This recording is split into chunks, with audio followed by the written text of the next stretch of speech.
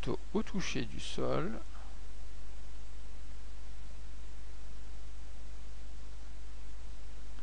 On a Z de T sol, c'est égal à H. C'est visible ici. On part de Z égale 0 au niveau du haut de la tour. Ça augmente, ça augmente, ça augmente, jusqu'à avoir Z égale à H au niveau du sol. Donc on va utiliser cette équation et on va remplacer le Z de T sol par 1/2 de G T sol au carré, qui est l'équation de la position.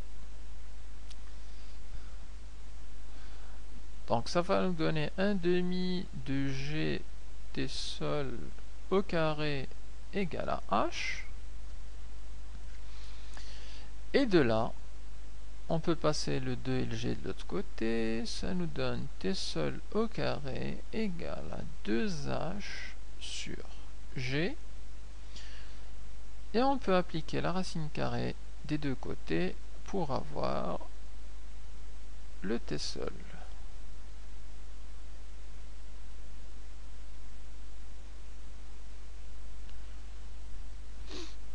On connaît le H, on connaît le G, donc on peut faire une application numérique et estimer ce temps.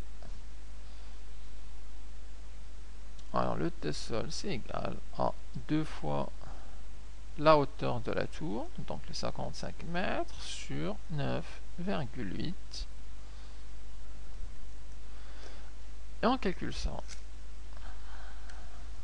Donc la racine carrée entre parenthèses 2 fois 55 divisé par 9,8.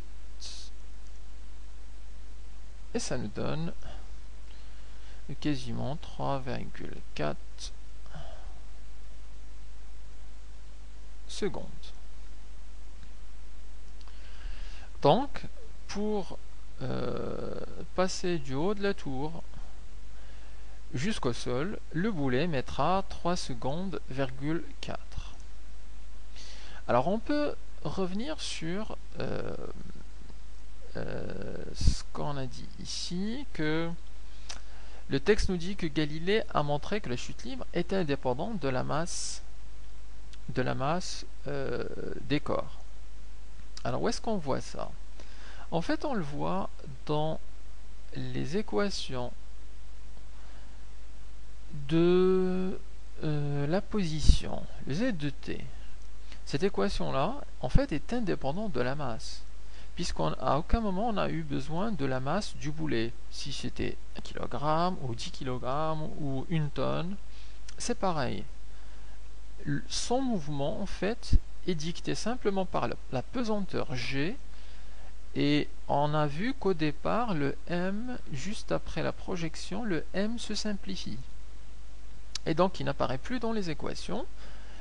Et donc, c'est ce qui explique que le mouvement est indépendant de la masse. Alors, on va mettre ici la remarque.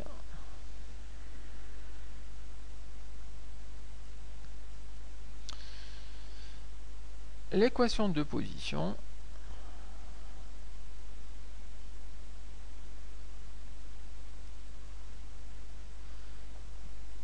Z de t, au même titre d'ailleurs que l'équation de la vitesse, qui est elle aussi indépendante de la masse, au même titre que l'accélération AZ, qui dépend simplement de l'intensité de la pesanteur.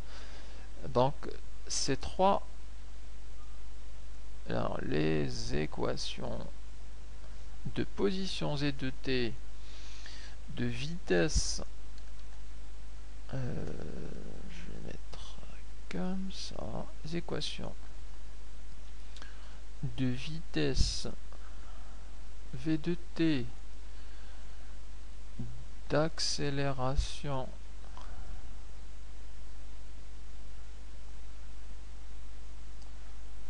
AZ de t sont indépendantes de la masse.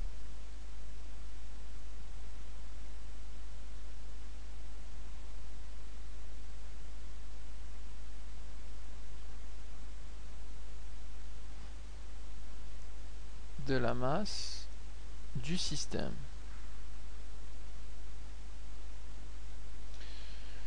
Et ce qu'on peut conclure, c'est que la chute libre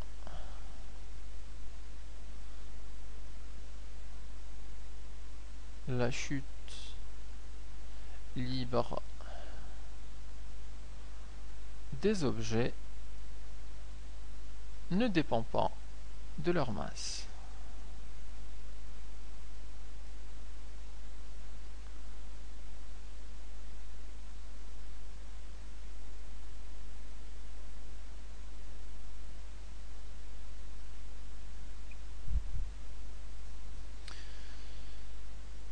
Voilà pour ce qui concerne la chute libre.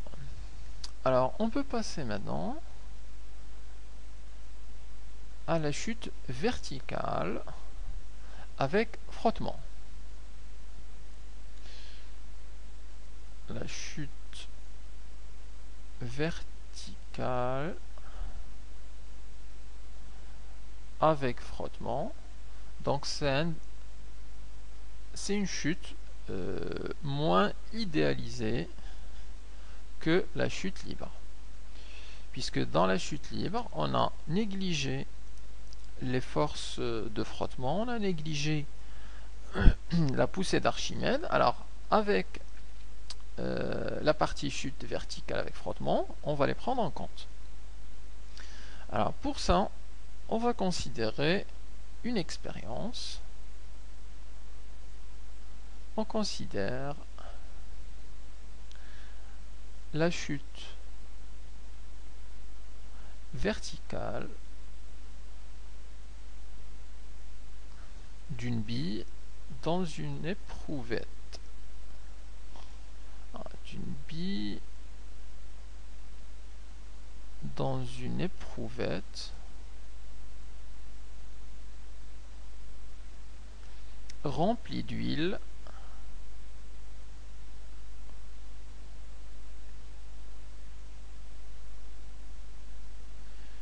sans vitesse initiale.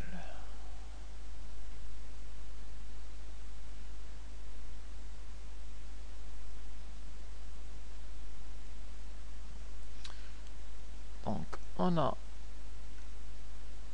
notre éprouvette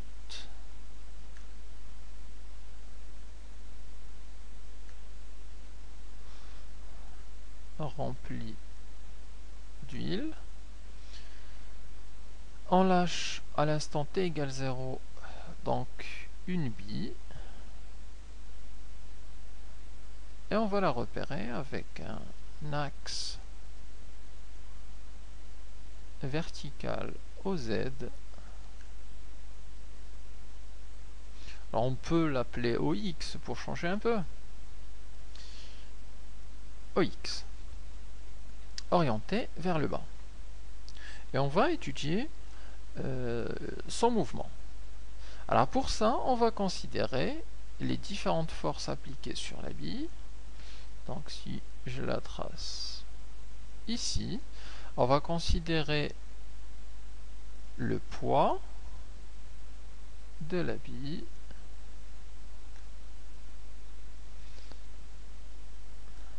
on va considérer la poussée d'Archimède qui la pousse vers le haut, donc c'est la force FA, et de même on va considérer la force de frottement visqueux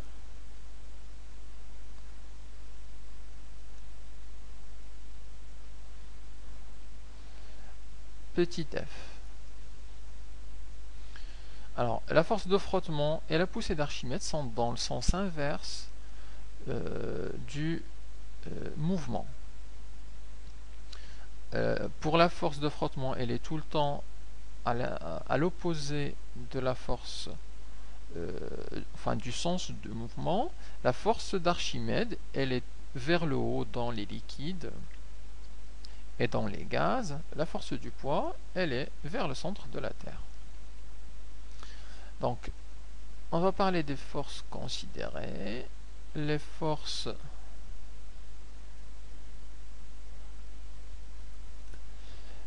considérer sont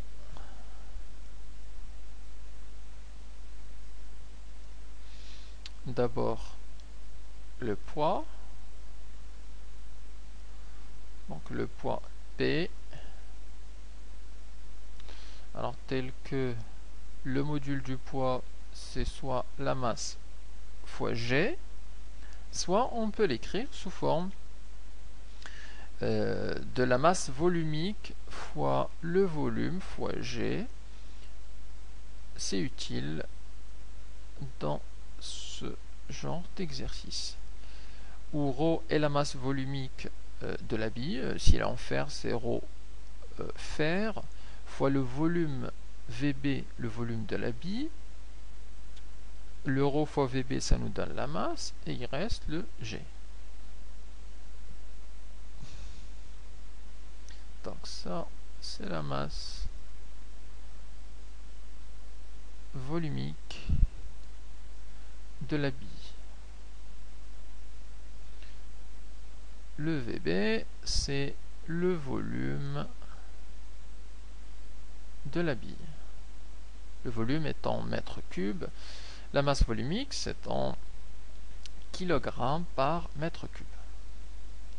Donc ça, c'est la première force. La deuxième force considérée est la poussée d'Archimède.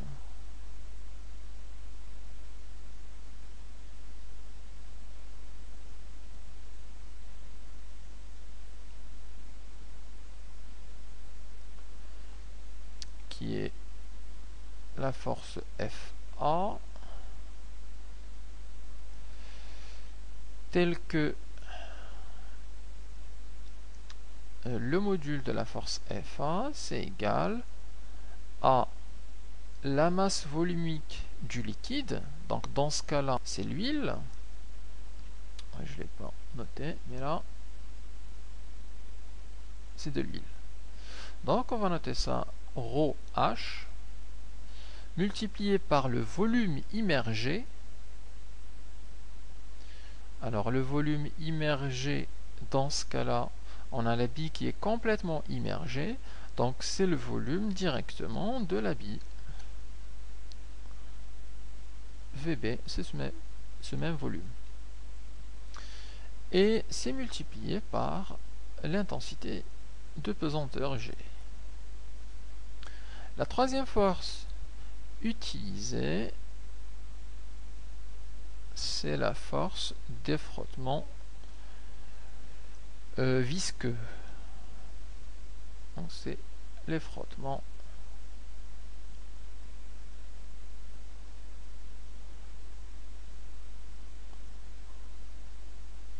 visqueux. Alors on peut avoir, c'est la force petit f, on peut avoir différents modèles pour cette force de frottement. On peut les détailler en fonction de la masse volumique du liquide, en fonction de la viscosité dynamique. Alors, je vais simplement donner deux modèles. C'est une constante fois la vitesse de la bille, ou alors un deuxième modèle utilisé, f', c'est égal à k fois v au carré, qui nous dit que la force de frottement elle est proportionnelle à la vitesse, ou alors elle est proportionnelle au carré de la vitesse. Donc on retrouve les deux dans les exercices. Alors pour cette étude, on prendra simplement la première, le F égale à K fois V.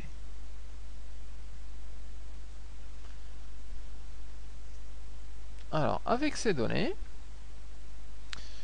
on peut maintenant noter les questions. Ce qu'on cherche, on cherche d'abord à établir l'équation différentielle de la vitesse.